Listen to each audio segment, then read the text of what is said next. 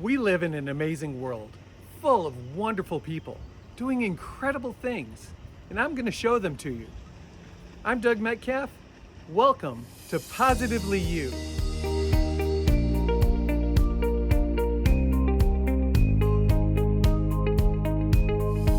I'm going to make some rose petal jelly.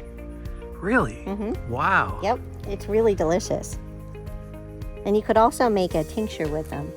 And rose is really good for anything emotional, like good for depression or PTSD, and it just helps get the emotions out of the body. So here we are. We're in the magic place with Anne Marie Bilella. And we're going to talk all things herbs.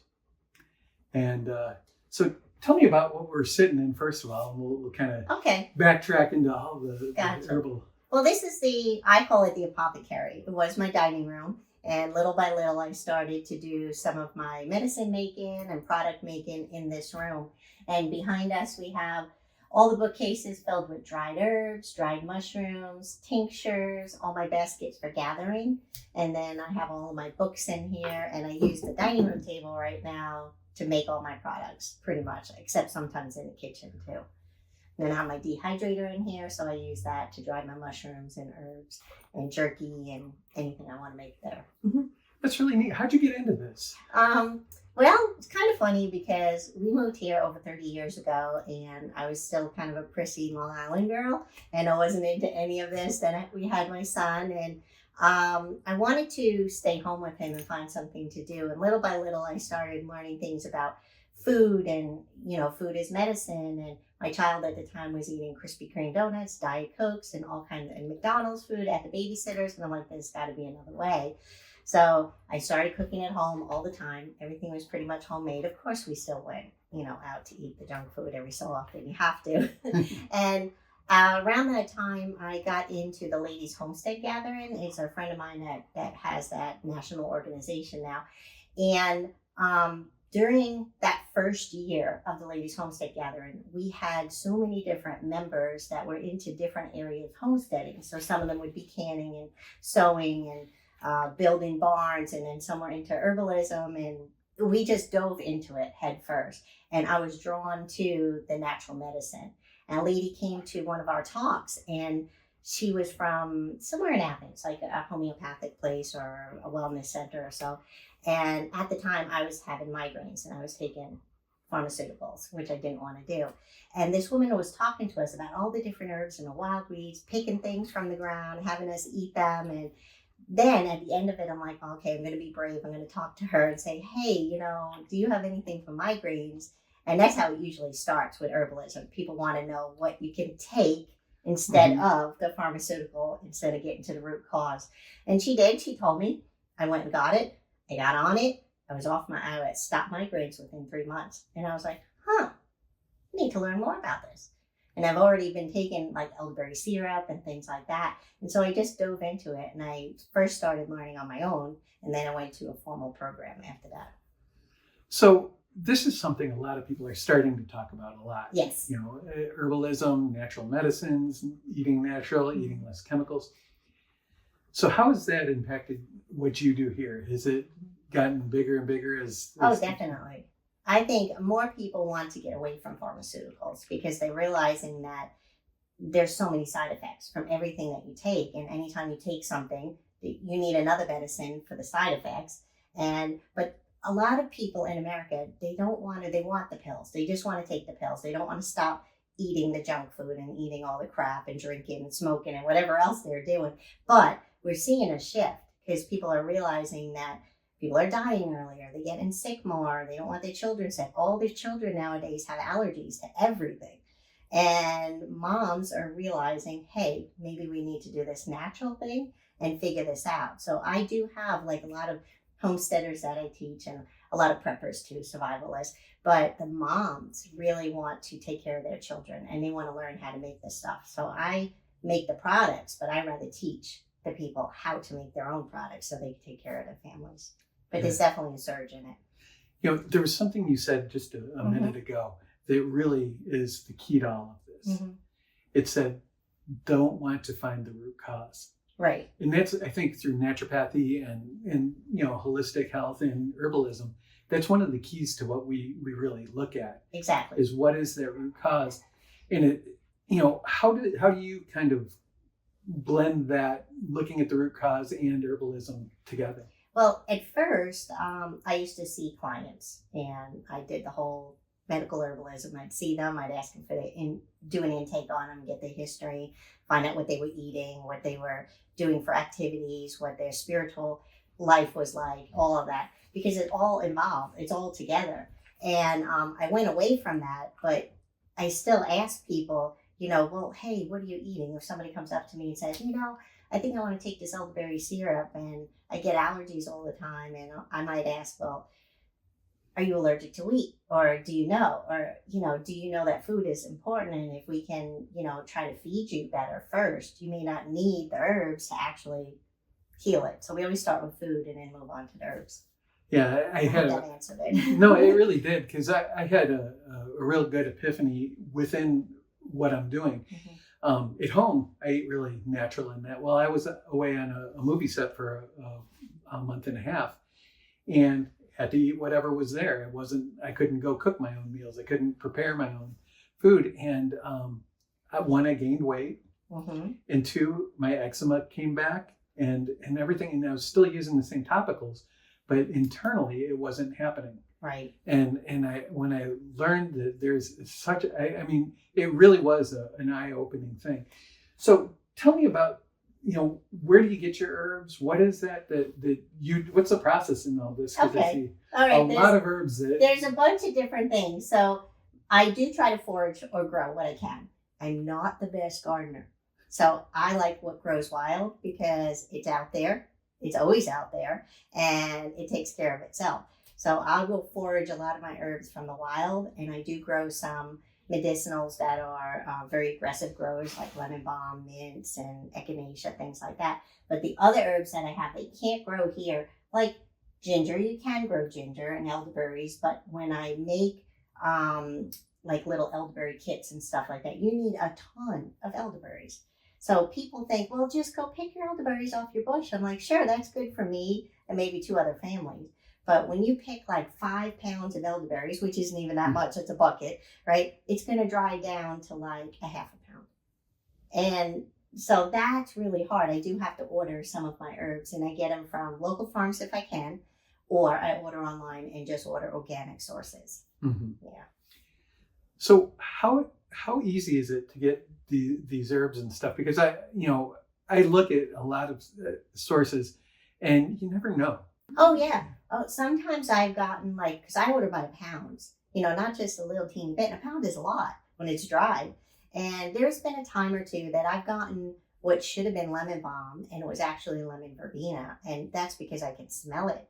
But the average person wouldn't know, and they would just use it. It's not harmful, but, that could be really a big problem. Yeah. Especially if it's like a sleep herb or something like valerian, and they put that in instead of, I don't know, ashwagandha, which is a calming herb, but it's not going to knock you out. Right. So I guess you got to go with who's the best with quality control and just look for reviews and again, stick to organic. I would not order just from somebody that's on there selling dried lemon balm. Right. I'm going to make sure I buy it from Star West Botanicals or Monterey Bay Spice Company or something like that.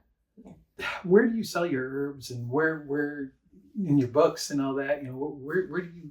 What do I do? Well, most of my sales occur at my classes. So I teach classes here and I teach classes at different locations around Georgia, even outside of Georgia. But I do have a website, foragerchick.com. And then I'm also on another platform called foraged.com. And I have a store on their platform as well. And then some of my salves, the skin salves, healing salves, are in a local place right at Rin Soap Company.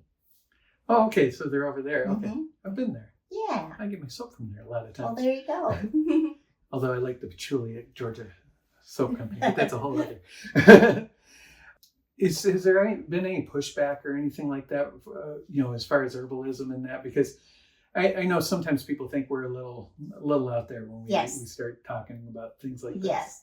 There are people that are like, oh, that's not going to work. You know, you get that all the time. But they also think that it's going to work as fast as a pill. And it will not, because they say for your illness, like if you've had an illness for 7 years, it's going to take 1 month for every year you have the illness to actually take care of it. Oh, wow. So it's not like a pill, and everybody wants that fast fix. But yeah, we have had a little bit of pushback, but not really. Not really. What about the government? Do they step in at all, or? That might be another thing. So A whole other episode. so tinctures, for example, and I'll just touch on this briefly because I don't know where it could go with it, but tinctures are extracts, right? People can sell vanilla extract, which is alcohol. At some of the markets, we can't sell tinctures because it's alcohol, and some markets want you to go through ATF, and some will say, well, you need to go through FDA.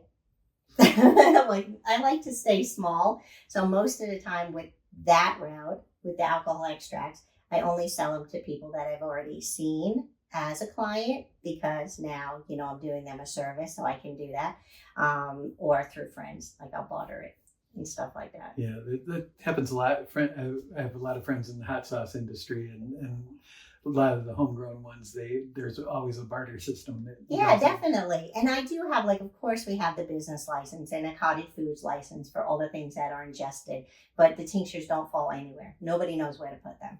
It's always like one of those crazy fringe kind of things, but you know, spices and dried herbs and all that go under my cottage license, so that's secure. And with legalities, you do have to keep good records of everything, and as long as you do, you have that in case FDA comes knocking at your door. Even as a small company, we're supposed to comply exactly like the larger company. Absolutely. Yeah, and it protects people, right? Yeah, it really right. does. You know what, I want to go out and forage. Okay, let's go do that. All right, great. Welcome to the garden. These are my beautiful roses. I love roses. I think I'll gather a few of these. Why would you gather some? Because I'm going to make some rose petal jelly. Really? Mm-hmm. Wow. Yep, it's really delicious. And you could also make a tincture with them. And rose is really good for anything emotional, like good for depression or PTSD, and it just helps get the emotions out of the body. Huh, awesome. I love the smell too.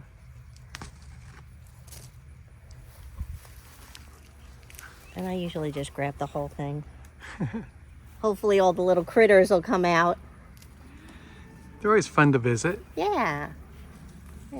I'll probably just get about 2 cups of the petals will make 2 cups of jelly. So rose is just a neat little plant anyway. It's like, you know how it has the thorns and stuff on it. So the thorns protect the rose from people touching it, from the animals getting it and grabbing their fruits, basically. Well, that's what it does in your body too. Rose is very protective to the heart and to you and to your emotions and stuff. So I thought that was kind of neat. Have you ever seen loofahs grow? No. So these are loofahs. It's a vine, grows like any other squash that's out there. It kind of looks like a zucchini. And this one is still pretty heavy, so it has some flesh to it. And you can actually eat the loofahs when they're young, but when they get older like that, it's going to be fibrous because, let's see, I don't know if that one's going to be good. You know which one I want to get? This one. That one feels pretty good. I'll keep it off. Oh, sorry. It may not be ready. There we go. Whoops. So all you do with the loofah is you peel off the outer covering, and look at that. See that? You got a sponge inside. Isn't that wild? See, I always thought these were from the sea. I never had any idea that you were growing them like a squash or a bean or... Right. They do have sea sponges as well, but this particular one is just your regular vegetable one. And see, some of the skin is still pretty tight on it, so it may take a while to get it all off of there. But on the inside of it, let's see if they come out. There's seeds. Oh, wow. There's a whole lot of them in every one. If you can see in there. Let's see. Yeah, there you go. Isn't that cool? How cool. Yeah. But yeah, that other one's not going to be ready for a while. This one's pretty fresh. This one's actually really soft. I don't even know if that one's going to become a loofah. We'll have to see. Yeah, so these are neat to just use as a sponge, or you can cut them in segments. And I make soap too. So sometimes I'll just put it in the soap, and then you have a natural scrubby right in there. Yeah, my wife loves loofah soap. Mm-hmm. I just have to search for it because not many people carry it anymore. I wonder why.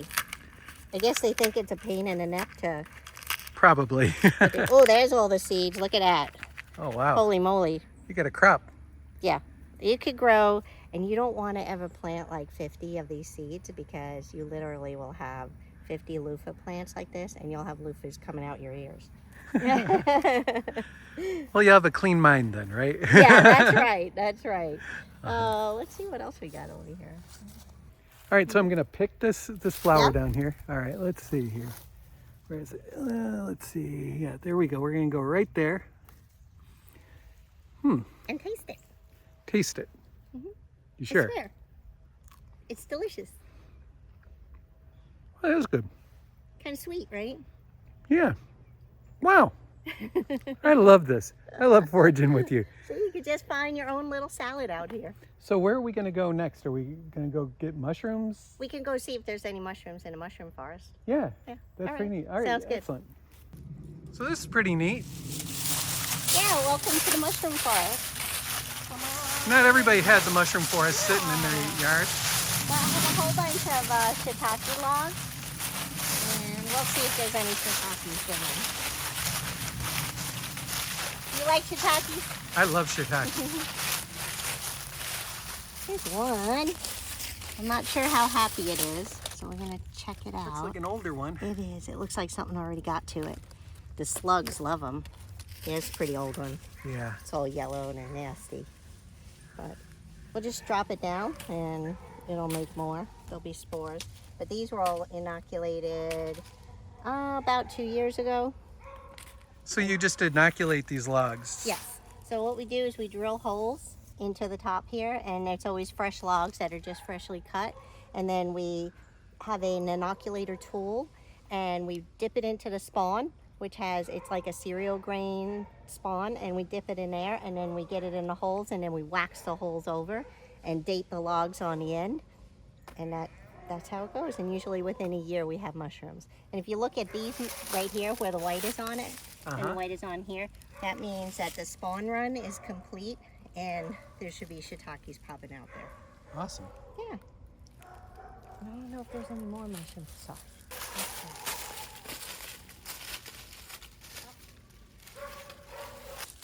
Look at this one over here.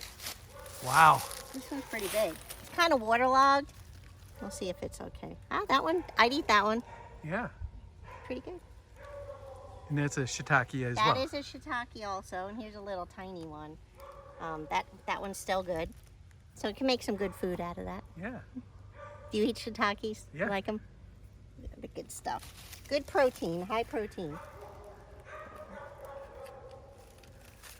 Don't think I have any more out here. So this is the start of the mushroom forest, and then I have like trails that go all the way in down to the creek, and we just go and see what we have in there. And sometimes, you know, we'll have chicken in the woods, and sometimes we'll have turkey tail mushrooms.